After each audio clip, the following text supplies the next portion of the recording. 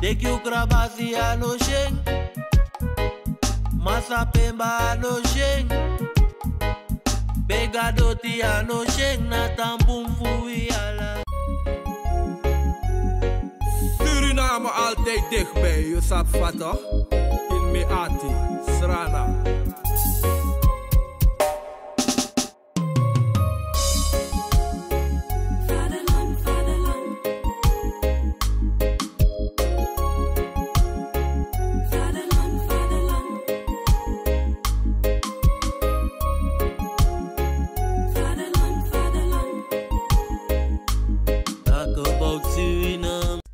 Ben jij een gedupeerde van de toeslagenaffaire, ouder, kind of ex-partner? Ga dan naar stichtingherstel.nl. Herstel met dubbel L. Met Stichting Herstel kom je er wel.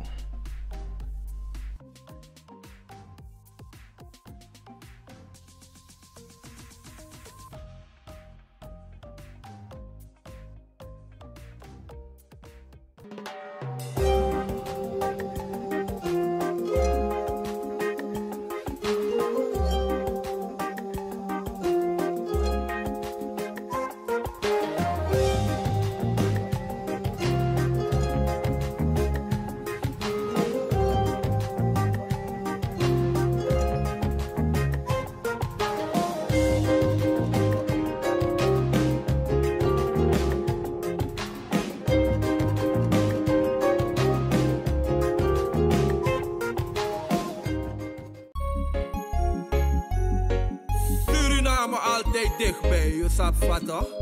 In Meati, Srana.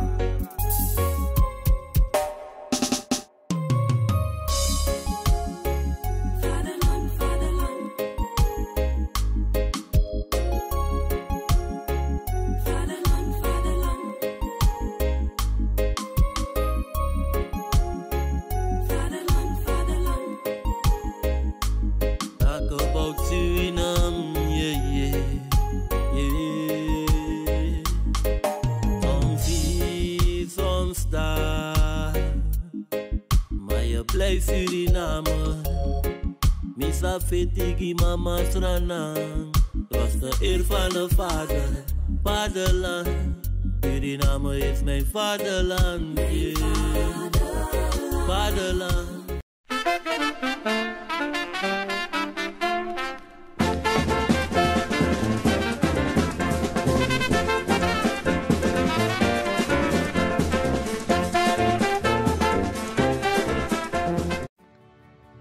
Was sweet konaini ina datra oso paramaribo. Dis na presi pe you kan kong di ala datra siki. Den datra funu ekna dei nanga neti di ala yu datra sorgo. Aprese opo mofoneti ina weekend nanga lat neti. Te anutu hi srevi da we kon nanga u egi siki wagi komitio. Te abon van ouro, you kan kara concluti 1 to 4. Datra oso para maribo, you sorbo, na un sorbo.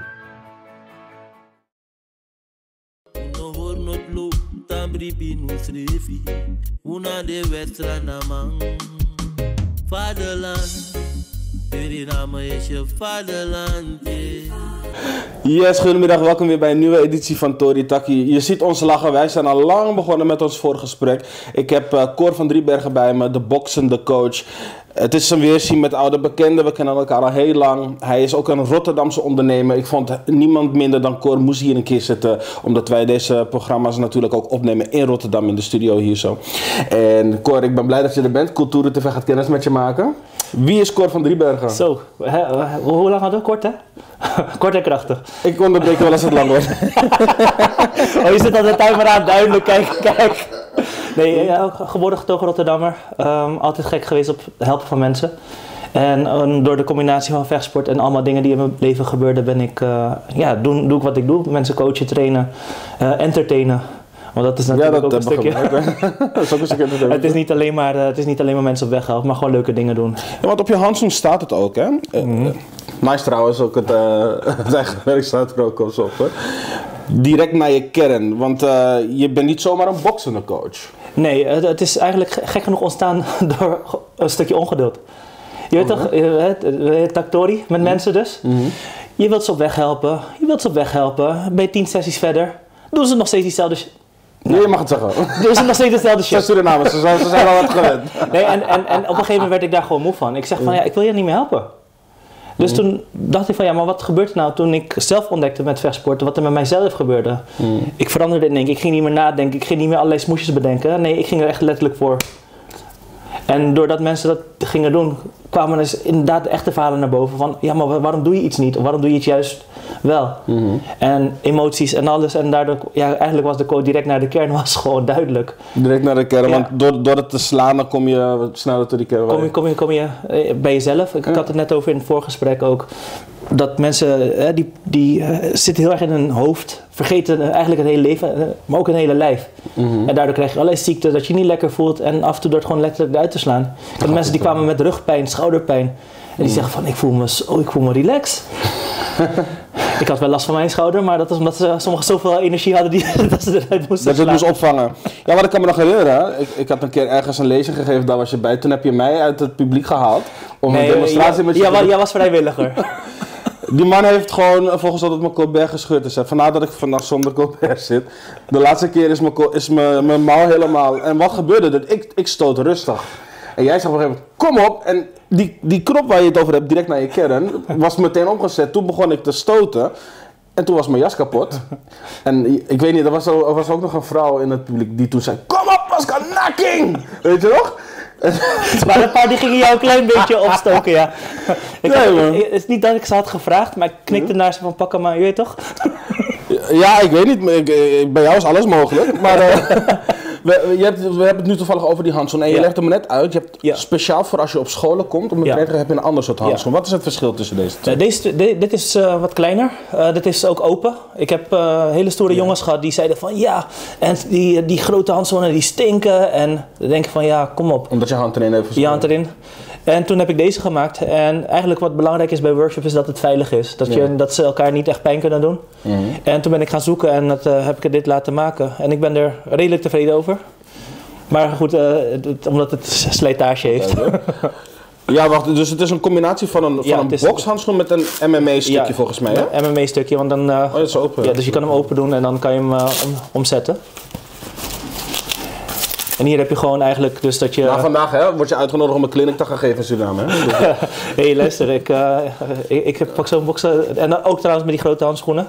Is het ook lastig om ze mee te nemen. Want dan moet je elke keer met 2 koffers gaan als je 30 voor 40 personen hebt. Dan moet je het laten verschepen. En dan kan ik het in 1 tas doen inderdaad. Nou, ik ben trouwens nog wel op zoek naar mensen die dit kunnen maken. Dus als je luistert, als je kijkt, wees geroepen. Ik zoek er nog een nieuwe, ik wil een versie 3 gaan maken. Dus nodig jezelf uit. Kijk, misschien wil je even kijken hoe het dan zo zit. Ja. Oh, dat is wel grappig, want als je zeg maar die MMA-dingen hebt, dan is dit natuurlijk minder bol. Ja. Want hoe moet ik die vuist maken dan? Want als ik die vuist maak, dan merk ik dat ik het echt moet draaien. Je draait je kant tot eigenlijk en dan heb je hem hiermee, raak je hem. Oh ja, het is wel interessant. Ja. En je kan er goed mee slaan. Ik kan ze ook opvangen, dus ook zonder bescherming. Dus dan doet het bij mij niet zoveel pijn. Als je iemand een keertje verkeerd raakt of zo, dan is het ook, hoeft het niet schadelijk te zijn. Want is er veel verschil tussen zeg maar, die bolle kant van die grote handschoen? Je hebt daar gewoon meer demping. Hoe groter de handschoen is, hoe meer demping je hebt. Oh ja, dat verschil. Dat maakt gewoon het verschil. Want wat is met vechtsporten? Als je traint, je ziet op televisie dat ze slaan. Ja. Maar die demping is heel dun. Want eigenlijk het idee, zeker met MMA, is om iemand knock-out te krijgen. En met boksen is dit bijvoorbeeld 16 ounce. Bij boksen heb je 10 of 12 ounce. Maar om niet meteen schade te richten, want anders heb je letterlijk dat je in 1 stoot klaar bent. Want op het moment dat mensen dit aan gaan doen, gaan ze automatisch al harder slaan. Ik weet niet waar het vrijer is of zo. Het is een soort vrijer, omdat je dan het gevoel hebt van, oh ja, nu ben ik echt aan het vechten. Maar als ik nu zo zou slaan aan jou, kan het in één klap klaar zijn. Ja. En dan, ja, weet je, dus dat is heel... En mensen willen natuurlijk entertained worden, want het is entertainment vechten in een ring. En als je gaat kijken naar jouw coaching, is eigenlijk verre van entertainment, want het gaat over wat zit er daadwerkelijk onder die laag. Klopt. Dus direct naar je kern betekent cut the bullshit, we gaan Masker weg af. precies, ja. Masker af en je ware zelf laten zien. Want op het moment hè, dat je dus met iemand, kan je een voorbeeld geven van een praktijksituatie? Dat je met Ik heb wel eens gehad dat iemand zegt van, dan kwam met een heel mooi verhaal. Ik keek die persoon aan, ik zeg, weet je, doe die handschoenen aan, we gaan even slaan. Dat was gewoon los van het boksen, gewoon een coaching. Was gewoon even een random ontmoeting. Toevallig had ik een setje bij me. Ja, die was zelf op zoek naar coaching, maar die ging dan een beetje met een luchtig verhaaltje, bla bla bla. Je weet, mensen gaan dan vertellen van hoe mooi hun leven is. Ja. En ik kijk ze aan. Kom, we gaan even boksen. En toen kwam er een verhaal uit. Ja, dit gaat niet lekker, ik zit niet lekker in mijn vel, ik heb geen zelfvertrouwen. Tijdens het stoten, dus gewoon, ik heb geen zelfvertrouwen. Nee, dus ik liet even stoten, gewoon 30 seconden even helemaal losgaan. Ah, oké. Weet je wat jij op een stage moest doen, maar dan gewoon in een wat veiligere setting. Dus niet voor 100 mensen publiek. Ja, dankjewel nog hè, nogmaals. Nee, maar gewoon even, dat ze even met mij 1 op 1 en dan kijk ze aan, en dan zeg ik van, mooi verhaal wat je net vertelde, maar vertel nou eens echt wat je daadwerkelijk voelt. Wat gebeurt er dan? Wat zie je bij mensen? Dan zie je letterlijk, je ziet eerst, als je binnenkomt, een soort arrogantie en dan hebben ze geslagen, dan zie je in één keer naar binnen keren. Rustiger praten. Omdat er wat meer dus bagage is. Bagage wordt dan ineens wordt dan heel anders gedeeld. En dan kom je niet van die hele mooie, kijk mij nou eens groot. Nee. Oké, wie ben je daadwerkelijk? En dan zie je mensen gewoon soms ook gapen. En dan gaan ze gewoon, hun lichaam die reageert in één keer en dan gaan ze ineens rustig, dan gaan ze ineens praten. En dan de dingen die ze dan zeggen zijn daadwerkelijk echt. Zeker. En dan heb ik het over een stuk zelfvertrouwen, maar ik heb ook wat ergere dingen meegemaakt. Mensen die bijvoorbeeld misbruik hebben meegemaakt, maar die altijd iets verbloemen. Of dat ze zoveel pijn bij zich droegen omdat ze verdriet hadden van een verlies van iemand. Zoveel van dat soort voorbeelden en ik kan nog heel en doorgaan. Maar dat hielden ze voor zichzelf en dan gaan ze een mooi weerspelen naar de rest van de wereld toe. Ja, maar met boksen kan dat niet. En met boksen kan dat niet, want je schakelt letterlijk een stukje van je brein uit waar je in één keer moet reageren. Je kan niet zeggen van, oh ja, ik ga even nadenken. Nee. Hoe ga ik dit mooier maken dan het werkelijk is? Precies. Ja, dus dat masker is letterlijk eraf geslagen door zichzelf. Ja, letterlijk en natuurlijk. Hoef ik geen eens een klap uit te delen? Nee, want jij slaat volgens mij niet. Hè? Nee. Dan wordt jou niet gevraagd om ook te slaan. Nou, ik denk het wel eens. Ja? Dat is, als je wat lult of zo. Sorry hoor. Als je denkt van, hé, deze man kletst. Ja, precies. Dus nee, maar dan... Ik heb het wel gedaan hoor. Ja, maar daar ben ik de boxende coach, jij niet. Nou ja, ik moest een boxworkshop geven. Ik verkoop mezelf niet als een boxende coach, maar ik kan af en toe wel eens een sessie leiden. En er was een jongen die bleef maar een beetje, dus op een gegeven moment uit frustratie heb ik hem op zijn ribbenkast van me hey, klets niet maar praten, maar het werkt. Daardoor ging zijn hoofd wel uit. Klopt. En hij heeft me daarna wel een paar keer teruggeslagen, maar het gaat om het idee dat je iemand uitlukt. Nee, maar sowieso we zijn nu te, weet je, ik doe even jou aanraken. In heel veel gesprekken gebeurt dat gewoon niet meer. Het is allemaal zo afstandelijk en weet je... In een coachingsgesprek. Maar sowieso een interactie, dat je die jongen een tik hebt gegeven, is een hele goeie. Want op dat moment was dat even nodig om, in dit geval coachingstuk, om het los te maken. Ik heb wel gewerkt, ja. Ik heb ook wel eens gehad dat ik gewoon op een school kom, want ik geef niet alleen maar boxcoaching. Soms heb ik ook van die praatworkshops en dan kijk ik zo'n jongen aan, ik zeg, eigenlijk kom eens even hier. Dan geef ik gewoon even een tik op zijn arm. Ik zeg, als ik jou zie, of ik vind je aardig of ik wil je slaan. Ik heb nu gekozen om je te slaan. Totaal niet pedagogisch verantwoord. Maar goed, ik ben trainer, geen docent. Je kunt wel zeggen, maar kijk. Ik ben van deze deur. Maar wat gebeurt er dan? Dus dan moet je hierna vannacht nog bellen, hè? Nee, maar het is een stuk humor. Maar wat gebeurt er dan? Omdat je een uitwisseling hebt met zo'n jongen, dan gaat hij ook ineens zien van, wacht even, maar je bent ook gewoon een mens. Het is iets wat natuurlijk is bij ons. We praten, maar dat stukje aanraken is van baby af aan. Is letterlijk, gaat het terug. En dat vergeten we heel vaak, ook in dagelijkse conversaties. Kijk, met de MeToo's en dat soort dingen is het te erg geworden. Hè? Ja, je bent wat minder vrij, hè? Maar je kan wel even zeggen van, hey, ik zie jou, hey, geef me even die box. Of kijk even aan. Of zeg van, vind je het oké? En tegenwoordig moet je toestemming vragen van, mag ik even je schouder aanraken? Want ik wil even, toch even iets bevestigen bij je. Ja. Allemaal van dat soort dingen. Maar we vergeten dat dat onze basis is van mens zijn. Connectie. Aanraking. Het grappige is, misschien moet je met Baas praten. Hè? Ik heb vorige keer met Baas Waterval gesproken over de Winti-cultuur. Je bent bekend met de Winti-cultuur? Ja, zeker. Over hoe mensen soms met iets zitten, maar dat ze niet weten hoe het eruit komt.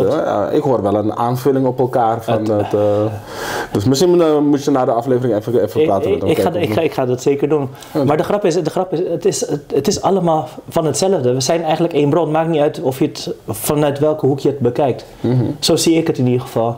En onze reacties zijn hetzelfde. Als we een mooie vrouw zien, dan gaan we... Dan wil ik ook boksen doen. Dan wil je laten zien dat je kan boksen inderdaad. Dat je dat kan beschermen. Om maar netjes zoals die dame die zei, kom op nakken, dat ik ineens... Ja, toen ging ik ineens mooi spelen daar.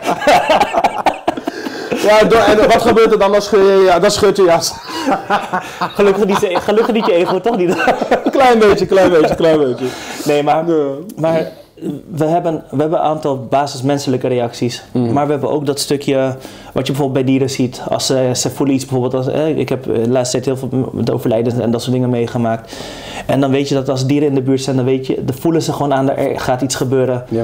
En dat hebben we allemaal in ons. Alleen doordat we zo slim zijn geworden, onze hersenen alleen maar zijn gaan trainen. Schakel je gevoel uit. Schakel je gewoon een heel groot deel van het gevoel uit. Gewoon, want je weet dat er iets is, maar je weet niet hoe je dat moet benaderen. Dus terug weer naar de kern. Terug naar de echte kern. En vechten is iets wat we al van nature doen. En een van de dingen die ik altijd zeg tegen mensen is, als je puppies en kittens ziet vechten met elkaar, zeg, wat schattig. Doe je kinderen dat? Stop. Weet je, anders ga ik je... Het zit er nog in, zie ik. Ja, maar... In de Staatse moeder had je toch nog? Ja, het was toevallig gisteren Diwali, dus... Gefeliciteerd nogmaals. Wat zeg je? Fijn Diwali. Soep Diwali. Soep Diwali, ja. En dus de grap is dat hele stuk... wordt dan afgeleerd. Ja. Terwijl als je kinderen ziet spelen, rennen, vechten, is dat iets van hun eigen natuur. Want dan ontdekken ze wie ze zijn, ontdekken ze hoe hun handen werken, hun voeten werken, hun hoofd werken. Ja, motoriek en alles. Die slimmigheidjes, hoe ze iemand kunnen benaderen. En dat wordt allemaal uitgeschakeld. Op een andere manier eruit geschakeld. Want ik zeg, je bent geen beest. Ik zeg, je bent wel een beest. Maar ja, dat is dan weer discussie die ik dan wil ik niet eens aangaan met mensen. We worden geciviliseerd en dan moet je dus eigenlijk terug naar je kern weer. Ja, tuurlijk. Je primair die gevoelens die je nog een plek moet geven. Precies, want natuurlijk ga je niet overal rond iedereen bijten als je die tegenkomt of slaan of wat dan ook. Maar anders soort beest.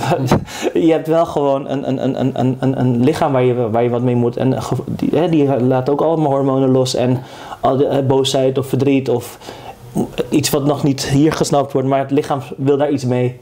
Weet je, al dat soort dingen zie je bij kinderen als ze nog niet kunnen praten. Dan hebben ze wel gevoelens, emoties. En dan hebben ze krijsen, schreeuwen. En wat zeggen we dan vaak?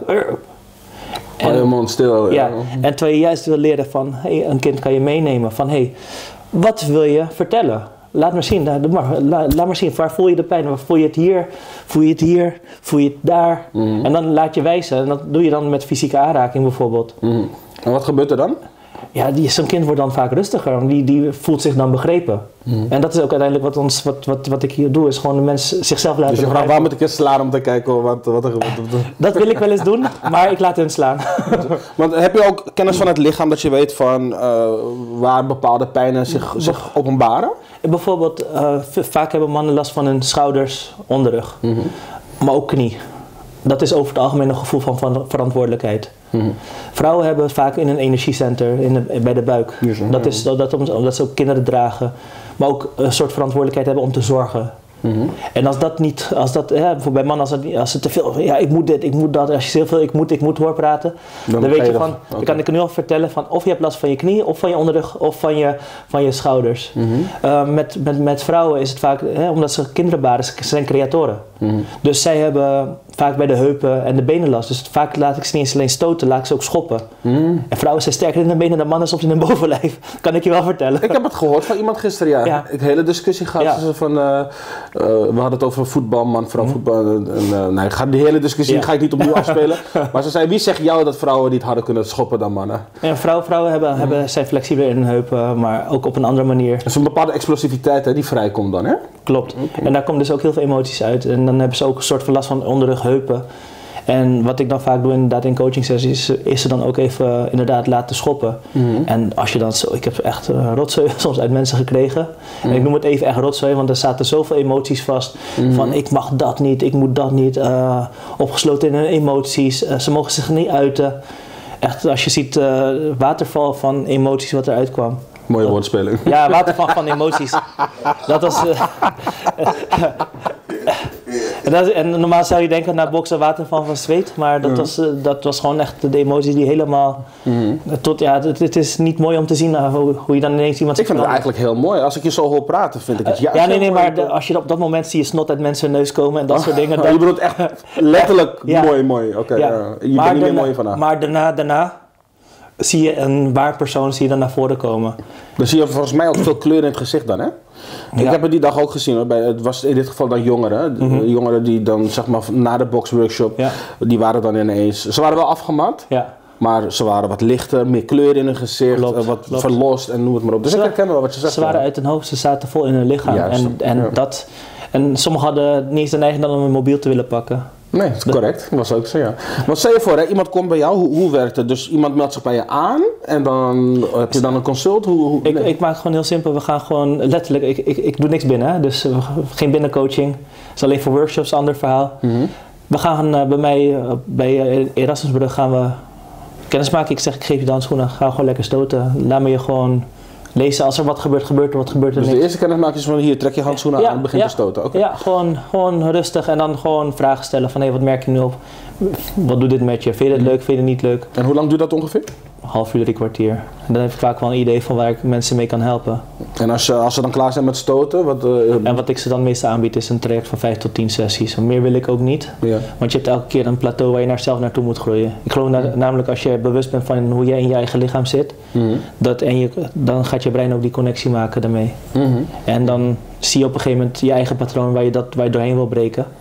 En hoe lang ben je nu hier al mee bezig? Al een paar jaar natuurlijk, hè? Maar... Ja, echt als eigen bedrijf dat ik het echt promote is de afgelopen 7 jaar. Maar ik doe dit al 20 jaar. Ja, natuurlijk, ja. Dus, want, was het nou ook zo dat je van huis uit meekreeg dat het belangrijk was om je in vechtsport te verdiepen? Nee. Mijn vader was altijd stoer over vechtsport aan het praten. Hij heeft ook veel vechtsporten gedaan. Maar eigenlijk was ik hunkerde naar vechtsporten. Ik ben begin jaren 90 opgegroeid.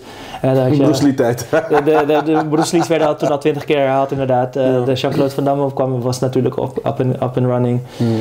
Met Capoeira ook nog steeds. Al die films kwamen achter elkaar. Alle ninja films, weet je. Dat is gewoon een undercover ninja hier in de stoel. Ja, stiekem wel. Maar ik ben pas vanaf mijn 17e ben ik begonnen met vechtsport. Echt gefocust. Ik heb op mijn 15, 16 nog wel een jaartje kickboksen gedaan. Weet je, allemaal van die losse dingen. Maar dedicated doe ik het pas eigenlijk ook 21 jaar. Maar alleen ik was, zoals ik nu makkelijk praat, tot mijn 18e en 19e had ik heel veel moeite met gesprekken voeren. Als ik een mooie dame zag, ik zat gewoon zo, hè. Dit. Hoe lang ben je nu met je vriendin? 13 jaar. Oké, maar ga door. 14 jaar straks bijna. Zeg het goed hoor, dan dadelijk. Nee, ik moet haar corrigeren steeds. Oké. Ja, ik heb niks gezegd. Ik bemoei niet. Straks krijg ik deze. Ja, ze kent je ook, dus ze ziet me. Zegt van, was je weer met Pascal? Oh ja. Nee. Ik ga nu even mijn mond houden. ik zet je gewoon, nee. Ja, zet me goed neer. Nee, ze vergeet je grappen die je met haar maakt. Dus ze dacht, wat is deze man? Ander gesprek, lieve mensen. Maar dat is hoe zij is. Hè. Ze echt even, ik mag alle verhalen stoer doen. Hè. Ja. Ik kan nu stoer praten. En of het nou op beeld is, I don't care. Ja. Ik zeg het bij grote zaken, evenementen. Ik weet dat je gelijk hebt. Ik weet dat je het zo doet, ja. Dan laat ik gewoon een foto van haar zien en zeg, dit is mijn steun en toeverlaten. Want ik kan alle mooie verhalen hebben. Als zij mij niet had ondersteund, had ik deze handschoen ook niet hier liggen. Had ik ook niet hier zitten praten met je. Ja, facts. Dus ik zeg altijd tegen, als ik dan een gesprek voer met mensen, zeg van, zij is de steun en toeverlaten. Zeggen, als hij weer wat heeft, gaat ze weer achter. Oh nee, wat doet hij nou weer? Het is heel bescheiden, hè? Ja. Heeft ze Surinaams bloed? Want ze is Aziatisch natuurlijk. Ze is half Javaans. En haar vader is ook gemixt Creools met van alles en nog wat. Vandaar die mooie boskrullen. Ik zeg niks nogmaals. Maar je kan het wel bevestigen, toch? Ja, is goed. Maar waar ik weer naartoe wilde is, je had het over je spraak. Ja, hè? Want, ik was heel verlegen. Ja. En wat er gebeurde op een gegeven moment door vechtsporten, leerde ik mezelf kennen.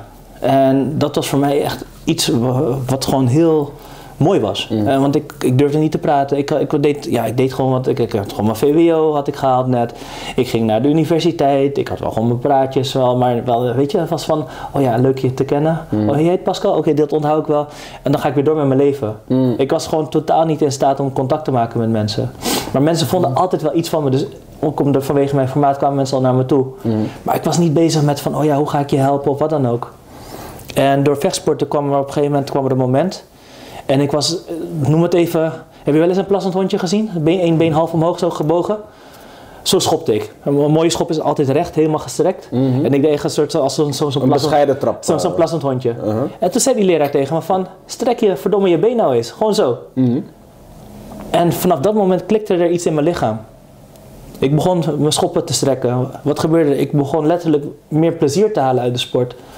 Je hoefde je niet meer in te houden. Dat is wat ik hoor tenminste dan. Dat is inderdaad wat mij inderdaad, dat ging los. Ik was ineens, ik had ineens door van, vrouwen keken naar me. Ik denk, wat is dit nou? Ik ging ineens beter met mijn studie. Ik durfde ineens meer acties te ondernemen. En ineens was ik een voorloper met van alles en nog wat. En dan, oh ja, laten we dat doen. Oké, en dan regelde ik het wel weer. Enkel maar door die... Enkel door die ene schop. En maar dat ga je pas achteraf, ga je daar bewust van worden. Nou, het gevolg is dat eigenlijk door die schop dat ik ook wedstrijden ben gaan vechten. Daar een beetje een klein krom neusje. Waarom heb je dat gedaan? Trap op mijn oog gehad. Dat is nog de grap. Niet eens mijn neus gebroken, hè. Gewoon mijn oog was dik. Alleen kneuzing, zeg maar. Ja, was een kneuzing, maar daardoor is mijn neus wel een beetje... Door die kneuzing is... Zo, oké. Ja. Dus de kracht van het been wat je geraakt heeft waarschijnlijk. Ja, het was gewoon een goede hiel op mijn oog. Zo, ja, een achterwaartse trap. Dankjewel nog, Freddy. Hij pakt iedereen vandaag. Nee, maar dat was... maar weet je, maar dat zijn ook dingen, daar leer je tegenaan te lopen. Met vechtsporten. Wat ik ook gewoon geleerd heb, hoe jij traint, hoe je leeft, hoe je wedstrijden vecht, zo ben je ook in het leven. Mee eens. En wat er gebeurde op een gegeven moment toen ik die drive voelde, toen dacht ik van, maar ik studeer nu bedrijfskunde, ik ga hele mooie masters halen. Maar ik had niet die drive om, ik ga in een gebouw zitten met Excel sheets. En toen kwam dat stukje weer van de mensen helpen. En tijdens mijn studie ook ontdekt van, ik kreeg de bijnaam Cor de Coach. En zo op die manier ben ik gewoon gaan... Vandaar Cor de boxende coach. En toen is het Cor de boxende coach geworden. In de zin gewoon je life's missions. Ja, en gewoon inderdaad gewoon mensen op weg helpen, entertainen, maar ook op een leuke manier zichzelf laten zijn. En hoeveel heb je dan van je cultuur nog meegekregen? Want je hebt natuurlijk ook die sterke Hindoestaanse invloeden meegekregen. Ik heb zelfs door je moeder nog een keer een klap mogen krijgen, zeg maar. Wel een speelse klap, maar jullie hadden van slaan jullie. Ja. Dus, maar wat heb jij meegekregen? Ik heb niks gedaan toen. Ja, ik was misschien een beetje ondeugend, maar... Ja, als mijn moeder je een klap geeft, dan mag ze je. I know. Nee, in de zin van cultuur, ja, wisselende dingen. Ik probeer wel de goede elementen te pakken. Maar ik ben heel, heel breed opgevoed. Dus ik heb zo'n stukje van... mijn vader heeft ook jarenlang in Suriname gewoond. Maar nooit echt bewust... de cultuur meegenomen. Wel bepaalde gedachtegangen van je moet goed voor jezelf zorgen en af en toe een beetje macho zijn. Dat is er toch in de cultuur. Er ook bij. Dat heb ik totaal nog steeds niet. dat stukje boeide me geen reden. Misschien als je een jaartje daar woont of zo. Nee, echt totaal niet. Ik heb daar echt helemaal niks mee. Ik doe capoeira, daar is één macho cultuur. En I don't care, dat is de grap. Maar het stukje Hindoestaans, wat ik mee heb gekregen is vooral ook, weet je... Respect voor ouderen, respect ook voor jezelf, maar ook voor het leven wat er is. Maar ook voor de dingen die er niet zijn. Dus bijvoorbeeld, mijn vader is een paar jaar geleden overleden. En dat ik wel af en toe gewoon aan hem denk van... de reden waarom ik hier ben is toch wel voor de dingen die hij gedaan heeft. Goed of slecht. En hetzelfde geldt voor mijn moeder. Moeder is dan wel gewoon, is nog in leven. En de dingen die ze, gisteren Diwali gevierd hadden, nog even gewoon over het verleden, over dingetjes, over gewoon dingen die ze ons mee heeft geprobeerd te geven op haar manier. Of dan vertelt ze ineens van, dan vertelt ze weer ineens stukjes uit Indiase geschriften die gewoon zo even on top of mind zijn. Weet je, om toch iets mee te geven van het hindoeïsme. Maar dat is mooi toch? Dat is de rijkdom toch? Ja, en dus elke keer word ik wel weer een beetje verrast. En soms verras ik mezelf en denk van, maar hoe kom ik op deze gedachtegang? En dan denk ik van, maar je bent zo opgevoed met zoveel culturen, maar ook zoveel gedragingen, dat je denkt, dan komt er altijd wel weer iets in terug. Ja. En misschien is dat nakking ook daarvan gekomen. Dat kan ook zomaar. Ik weet niet, ik durf dat niet, dat gaan we achteraf pas zien. Of dat het was. Of dat het was. Maar ik moet in dat opzicht zeggen, ik heb nooit echt zware klappen gehad. In ieder geval, Van je moeder bedoel je? van mijn moeder zeker Oké, niet. ja. Nee. Dus dat op zich zal niet daarvan zijn. Alright. En als je dan gaat kijken naar alles wat je tot nu toe hebt gedaan. Hè? Je hebt die goede studie gedaan, universitaire studie. Je hebt er toch voor gekozen om te zeggen, nee, dit is niet mij. Ik wil bezig zijn met business. Hè? Want we noemen dit gewoon een business. Het is gewoon keihard business. Het is gewoon keiharde business en zo. Hè? Welke les heeft het je eigenlijk geleerd wat het leven betreft? Dus in het kader van de studie doen, maar toch uiteindelijk een hele andere kant op gaan. Nou, ik heb ooit een keer een bruine band gekregen met karate toen van mijn leraar. En toen ik hem verdiend had, ik had 36 partijen gevolgd, want ik moest alles moest ik extra doen van hem. En toen zei hij van, Cor, doe je band af. En moest ik het daar neerleggen. Hij zegt, daar staat je tegenstander. Gaat je tegenstander met je band vechten of met jou? En toen zei hij van, nee, als het alleen een stommerik is, gaat hij met je band vechten, maar hij gaat met jou vechten.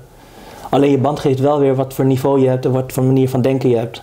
Hetzelfde geldt ook voor een diploma. Universiteitsdiploma, supermooi. Maar ik geloof dat iedereen het kan halen, mits je het werk ervoor doet. En dat geeft aan wat voor niveau je hebt van denken. Maar jij moet het doen. Als ik nu al mijn diploma's, al mijn certificaten, al mijn trainingen, als ik die nu aan je zou geven, wat zou je ermee doen? Ja, ik snap je. Ja. Dus naar kijken en zeggen goed gedaan of zo. Ja, gefeliciteerd zeg je dan. Zo simpel als dat is het. Maar je wil weten wat ik voor jou kan betekenen. En dat is iets wat ik wel heb moeten leren. Want vaak word je gehypnotiseerd, noem ik het maar even. Door de universiteit, de school, waarop je zegt van ja, maar dat ga je doen en dat moet je doen. En daar moet je je leven op aanpassen. Dat is het niet. Het is gewoon wat jij wil brengen. En dat ga je ontdekken. Dat is ook je levenstocht. Dat in ieder geval van mij. Ik ben nog steeds aan het ontdekken wat ik nog meer wil doen. Nou, volgens mij heb jij je passie al gevonden. En doe je dus letterlijk dat wat je doet en wat daarbij komt om het te versterken. Zeker. En het blijft nog steeds een volle ontwikkeling. Of course, maar ja, je bent volgens mij ook nooit, wat ik bij jou proef altijd is die drive. En je gaat altijd op zoek naar de next best thing.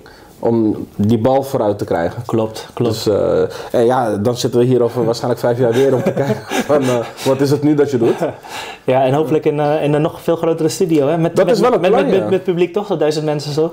Ja, de Baas Waterval heeft wel die ambitie om dat naar dat niveau op te trekken. Dus hij heeft me gisteren nog beelden laten zien van wat het uiteindelijk moet worden. Dus dat is al gelijk niet een teaser, maar wel dat je kan zeggen van wat Cor nu zegt, dat is waarschijnlijk ook wat er gaat gebeuren. Dus iets om naar vooruit te kijken. Jij een auto. Nee, ik zeg jij een bokshandschoen.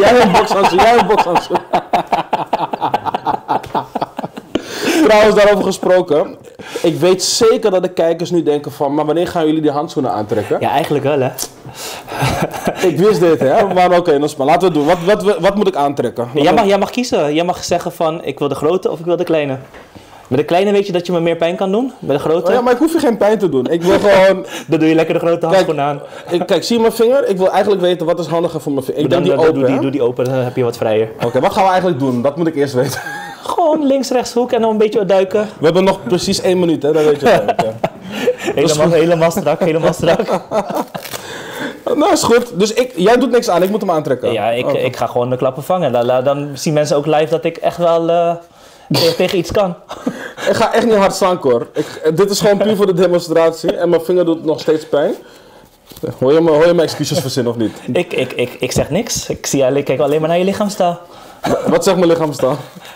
Waar ben ik nou weer aan begonnen? Waarom heb ik hem uitgenodigd? Het is zaterdag man, laat me met rust. Nou ja, ik heb je uitgenodigd omdat ik jouw verhaal wilde vertellen, maar niet dat ik zelf met die dingen aan de slag moet. Maar je weet, ik ben een deler hè, dus ik hoef niet altijd de shine te pakken. Ik vind het ook leuk als mensen kunnen zien van kijk, dit is een daadkrachtige presentator. Nou ja, je ziet het. Ik wil nooit horen dat ik nooit iets doe hè, oké. Dus goed, we hebben precies 1 minuut. Dus let's go. Ik ga een paar stootjes met te doen en daarna ga ik afsluiten. Hebben jullie ook iets leuks om over na te praten natuurlijk? Oké, wat is de bedoeling? Waar gaan we staan? Wat gaan we doen? Ik ga de tafel gewoon een klein beetje opschuiven. Ja, zie je, Bas Waterval rent al. Gaan we gewoon rustig links. Ik moet even wennen hoor aan die... Doe gewoon eerst even links even voelen hoe die voelt. Oh ja, oké, dit valt best wel mee, ja. Ja, toch? Ja? Nou ben je aan het inhouden. Kijk. Nog een shuffle en daar die rechter over in één keer, boom. Oh, dan moet ik iets dichterbij zijn. Dus 1, 2, 3, boom. Boom. Yes. Goed zo.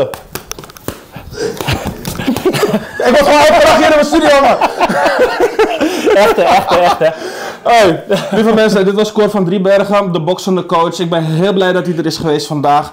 Deze man, Rotterdamse ondernemer met Surinaamse roots. Suriname, bel hem, laat me komen. Rotterdam, zoek hem op. Hij heeft heel veel te bieden. Bedankt weer voor het kijken. Tori Taki, tot de volgende keer.